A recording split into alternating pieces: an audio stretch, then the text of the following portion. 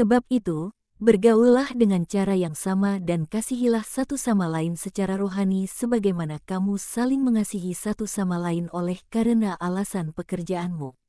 Ishak telah memberitahukan banyak hal kepada kami, tetapi kami ingin tahu lebih banyak. Mungkinkah bagi kami untuk mendapatkan seorang murid, meski kami begitu jauh? Utuslah Yohanes dari Endor kepada mereka, Guru. Dia begitu pintar dan dia terbiasa hidup bersama orang-orang kafir, saran Yudas Kriot. Tidak, Yohanes tinggal bersama kita, jawab tegas Yesus. Ia lalu berpaling kepada para gembala, kapan musim menangkap kerang berakhir? Pada waktu badai pertama di musim gugur, lautan akan terlalu ganas di sini sesudahnya. Jadi akankah kamu kembali ke Sicaminon? Kami akan pergi ke sana dan ke Kaisarea. Kami menyuplai banyak orang Romawi. Jadi, pada waktu itulah kamu akan dapat bertemu dengan para murid. Untuk sementara ini, bertekunlah. Di atas perahuku ada seorang yang tidak aku kehendaki dan dia datang kemari nyaris dalam namamu. Siapakah dia? Seorang nelayan muda dari Askelon. Suruhlah dia untuk turun dan datang kemari. Orang itu naik ke perahu dan kembali bersama seorang sobat muda yang kelihatannya agak malu-malu menjadi pusat perhatian dari begitu banyak orang. Rasul Yohanes mengenalinya. Dia adalah seorang dari mereka yang memberi kita ikan, Guru, dan ia pun bangkit untuk menyalaminya. Kau akhirnya datang, Ermasteus. Apa kau sendirian di sini? Ya, aku sendirian. Di Kapernaum aku malu, aku tinggal di pantai. Sambil berharap, apa, bertemu dengan gurumu, dan belum gurumu juga? Sobatku terkasih, mengapakah kau masih bimbang? Datanglah kepada terang yang menantikanmu. Lihatlah bagaimana ia menatap dan tersenyum padamu. Bagaimana mereka akan dapat menerimaku? Guru, sudi datanglah kemari sebentar. Yesus bangkit dan menghampiri Yohanes. Dia tidak berani datang sebab dia seorang asing. Tidak ada orang asing, sepanjang menyangkut aku. Dan teman-temanmu, bukankah kamu ada banyak? Jangan sedih, kau satu-satunya yang bertekun. Tetapi aku senang juga karena kau seorang. Ikutlah bersamaku. Yesus kembali ke tempatnya bersama orang yang baru dimenangkannya. Kita pasti akan memberikan pemuda ini kepada Yohanes dari Endor. Ia berkata kepada Iskariot. Kemudian ia berbicara kepada semua orang.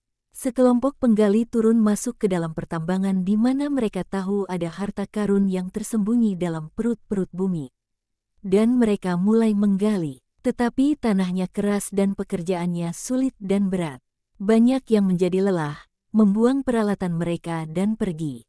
Sebagian memperolok si mandor dan memperlakukannya nyaris bagai seorang tolol. Sebagian mengutuki nasib mereka. Pekerjaan itu, tanah, logamnya dan dalam puncak amarah mereka menyerang perut-perut bumi dengan mencabik-cabik lapisannya menjadi potongan-potongan kecil dan ketika mereka melihat bahwa mereka hanya menyebabkan kerusakan tanpa mendapat keuntungan apapun, mereka akhirnya pun pergi juga. Hanya seorang yang tinggal, seorang yang paling bertekun. Dia menangani lapisan-lapisan tanah yang keras itu dengan hati-hati guna membukanya tanpa merusakkan apapun. Dia melakukan berbagai uji coba. Dia menggali dan turun lebih jauh ke bawah. Suatu lapisan tak ternilai yang mengagumkan pada akhirnya ditemukan. Ketekunan si penambang dengan demikian diganjari, dan dengan logam termurni yang dia temukan dia dapat memperoleh banyak kontrak kerja, suatu kemuliaan besar dan banyak pelanggan. Sebab semua orang menginginkan logam itu, yang hanya dapat ditemukan dalam ketekunan, sementara orang-orang yang malas atau pemarah tidak mendapatkan apa-apa. Tetapi begitu emas ditemukan, emas itu pada gilirannya harus bertekun dan memberi diri dikerjakan, supaya menjadi indah dan siap dipergunakan oleh tukang emas.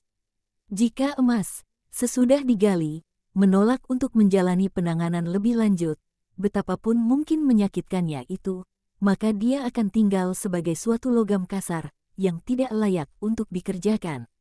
Dengan demikian kamu dapat melihat bahwa antusiasme pertama tidaklah cukup untuk menjadi berhasil, entah sebagai rasul, atau murid atau orang percaya. Adalah perlu untuk bertekun. Ermasteus punya banyak teman, dan dalam antusiasme pertama mereka semua berjanji untuk datang. Tetapi, dia saja yang datang. Aku punya banyak murid dan jumlah mereka akan bertambah. Tetapi hanya sedikit dari mereka yang akan bertekun hingga akhir. Ketekunan, suatu perkataan yang agung, untuk segala hal yang baik. Ketika kamu melemparkan jaring untuk menangkap kerang, apakah kamu melakukannya hanya sekali saja? Tidak, banyak kali, selama berjam-jam, selama berhari-hari, selama berbulan-bulan, dan kamu bersedia untuk kembali ke tempat yang sama tahun berikutnya, sebab pekerjaanmu itu mendatangkan roti dan kenyamanan untukmu dan untuk keluargamu. Dan akankah kamu berperilaku berbeda untuk hal-hal yang terlebih penting, seperti kepentingan-kepentingan Allah dan jiwamu, jika kamu adalah orang-orang percaya, kepentinganmu dan saudara-saudaramu, jika kamu adalah para murid? Dengan sungguh-sungguh aku katakan kepadamu bahwa adalah perlu untuk bertekun hingga akhir. Untuk menyarikan sari ungu bagi pakaian-pakaian abadi. Dan sekarang marilah kita tinggal di sini sebagai sahabat-sahabat baik hingga waktunya bagi kita untuk kembali. Dengan demikian kita akan saling mengenal dengan terlebih baik dan akan mudah untuk mengenali satu sama lain. Dan mereka menyebar di teluk kecil berbatu itu, dengan memasak kerang dan kepiting yang mereka tangkap di batu-batu karang, dan ikan-ikan kecil yang tertangkap oleh jaring-jaring kecil mereka. Sebagian tidur di atas ganggang laut kering dalam gua-gua yang terbuka dalam batu-batu karang oleh sebab gempa atau oleh laut, sementara langit dan lautan biru kemilau saling bertukar kecupan di cakrawala. Burung-burung camar terbang pulang pergi, dari laut ke sarang-sarang mereka di batu-batu karang, sembari memekik dan mengepak-ngepakkan sayap mereka, satu-satunya suara yang dapat terdengar, bersama dengan suara deburan ombak lautan, pada jam-jam musim panas yang terik ini.